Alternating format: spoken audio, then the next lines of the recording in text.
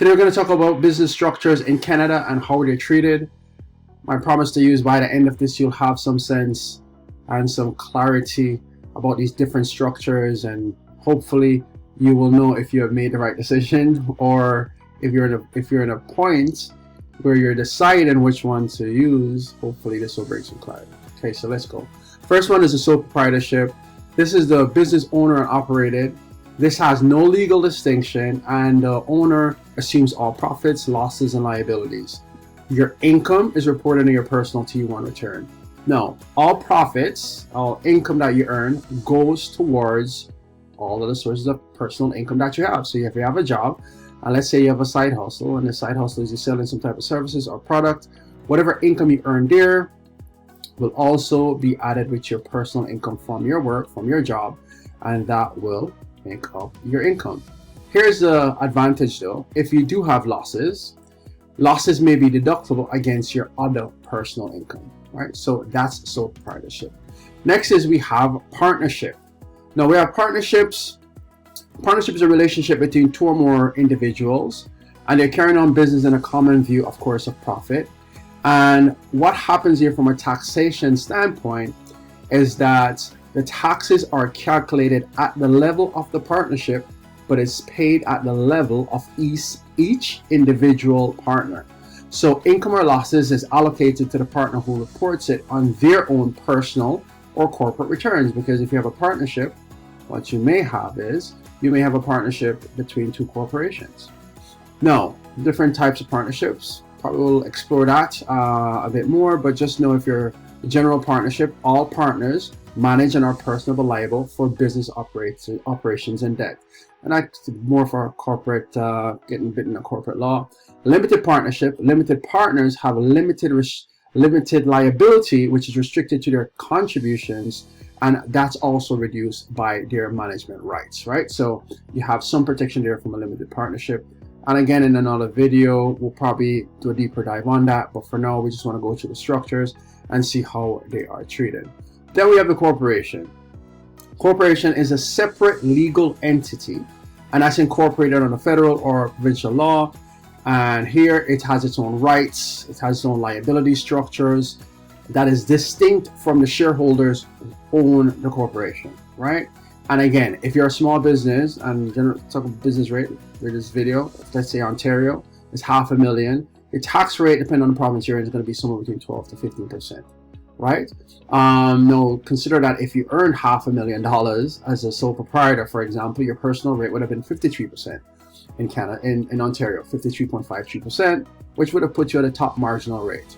So there is a obvious tax advantage with having a corporation, because corporations, for one, are taxed at a lower rate, but corporations can also defer taxes by paying lower corporate rates over an extended time, and they don't have to distribute that cash to the individual, which, you know, unless individuals would receive it either as a salary or a dividend. So there is some tax deferral benefits there for corporations. Shareholders, when they do receive dividends, are taxed separately from the corporation. So as you could see, there's a potential there for double taxation, right? So that's taxation. Here's one, not as popular, but is definitely one structure. It's a joint venture. And this is usually project-focused collaboration. So you have an idea for a project you want to collaborate with as an individual, as a corporation.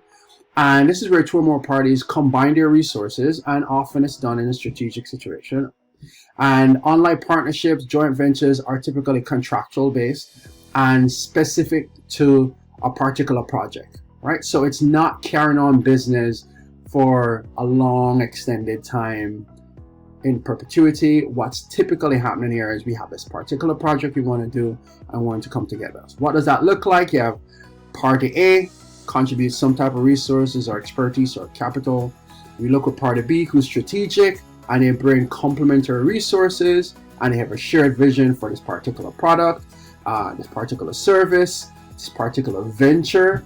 And then each venture, after the money has been collected, they report their share of income or loss directly, right? So each venture reports their share of the income or losses directly to their own corporation based on their ownership interests. All right, so that's something for you to consider. Then we have the trust, and the trust in recent times have become very popular, and I think that's because a lot of the content and the media from the States have been talking about trust. And so what I have found is a lot of people have interest in trust, and I just a heads up, trust in the States and trust in the US are treated differently. But first of all, what is a trust? Because a lot of time people just look at a trust as and treat it almost like a corporation. But a trust is really a relationship where a trustee holds a property for the beneficiary's benefit and is subject to trust deed or will returns. And how does this trust get formed? It's formed by a settlor who would have contributed the assets that go into this trust. In many instances, trusts are typically used for estate planning purposes. Sometimes they're for investment purposes, and for some reasons you may have family trust. Now, from a taxation standpoint, how does this work? Well, it works in the following ways. The trust calculates the income at a trust level. That's a separate entity in some respect, and then whatever income is there, they could choose to retain it at a trust level, or they could distribute it to the beneficiaries. If it stays in the trust, and the trust does file tax return, when they do file a tax return, is it taxed at the highest marginal tax rate? That's correct, highest marginal tax rate. The distribution of the trust is taxed in the hands of the beneficiaries at their personal tax rates. So there might be opportunities there if the individuals, the beneficiaries, who are receiving those funds are the lower tax rate. But just know if it stays in the income that's retained in the trust, high tax at the highest tax rate, right? And I know before I said these funds are contributed by a settlor, and it's a relationship between the trustee, the settlor, the beneficiaries, and this is established by a trust deed. And in many instances, it's created through a will with specific terms and beneficiaries, and it's usually geared towards a particular purpose. Now, let's kind of bring this all together. Let's talk about the tax treatment for each. So if you're a proprietor, the income is calculated by the proprietor, it's taxed by the proprietor, right? So you're taxed at an individual level. That is filed on a T1 return, and the big upside is that losses may be offset. Maybe used to offset your other personal income. Then you have the partnership. The income is calculated at the partnership level, but it's taxed by the partners. So essentially, it's a flow through where income or losses are allocated to the partners and taxed in the hands of those partners. And again, those partners could be individuals, they could be corporations, it could be trusts, right? But a partnership itself is not taxable. A lot of people make that mistake. Then we have the corporation. Income is calculated at the level of the corporation. Taxes are paid by the corporation. The corporation is a separate legal taxpayer, and from the eyes of the law is actually treated as an individual. Now, if the money stays within a corporation and you're a small business, let's say below $500,000, you have the big advantages between 12 to 15% taxation rate on active business income. Now, if the shareholders provide dividends, provided dividends or distributed, dividends are distributed to the shareholders, they're taxed again on those dividends. So potential for double taxation there. Now, you might say, well, what's the, how much are we taxed? There's an integration system that applies here. There's certain tax credits that are given if you receive dividends. We'll probably deal with that in another video. Then we have the joint venture. Joint ventures are income is calculated by the venturers.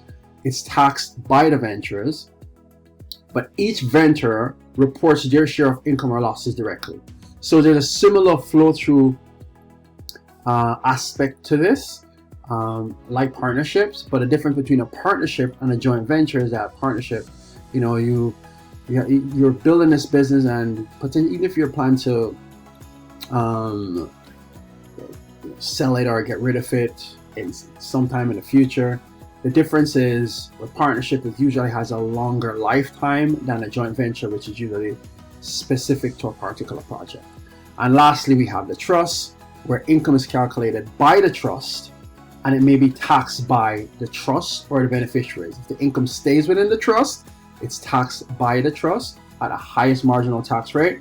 If the income is distributed to the individual, the beneficiaries are taxed at their personal rate, right? Now, one thing I will highlight is the corporation clearly has certain advantages, clearly has certain flexibilities.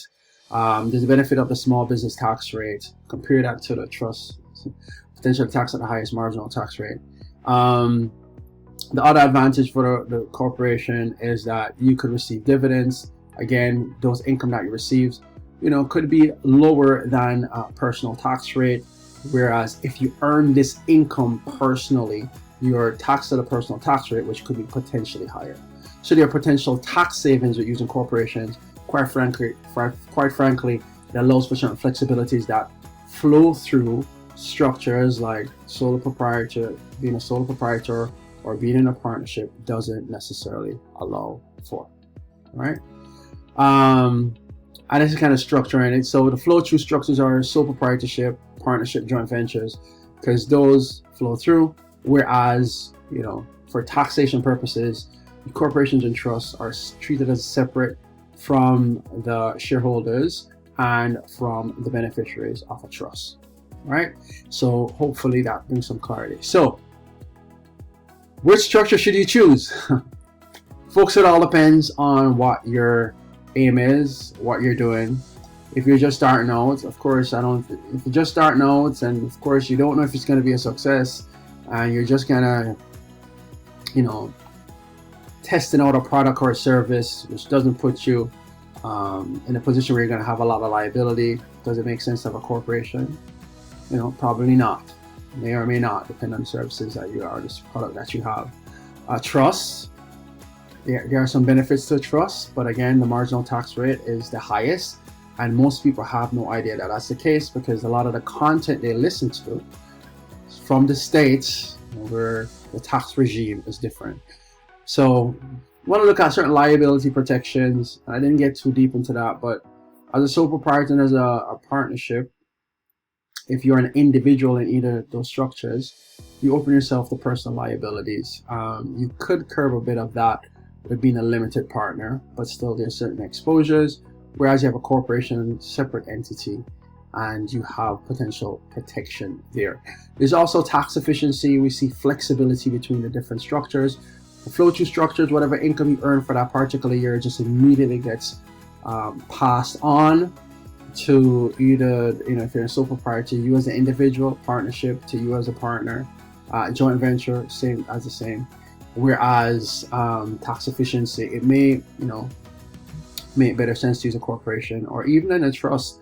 If you're at a lower personal tax rate, you're a beneficiary, it's better if it comes to you or you're taxed at a better rate than the trust itself, which is taxed at the highest marginal tax rate. All in all, before you make these decisions, I say go seek personal advice from a professional who has worked with individuals like yourself. Hopefully this was helpful. These are the structures in Canada, and hopefully I brought some clarity on how they form, how they work, and the potential tax regime that applies to each. Okay, folks, have a great day. Like, share, subscribe.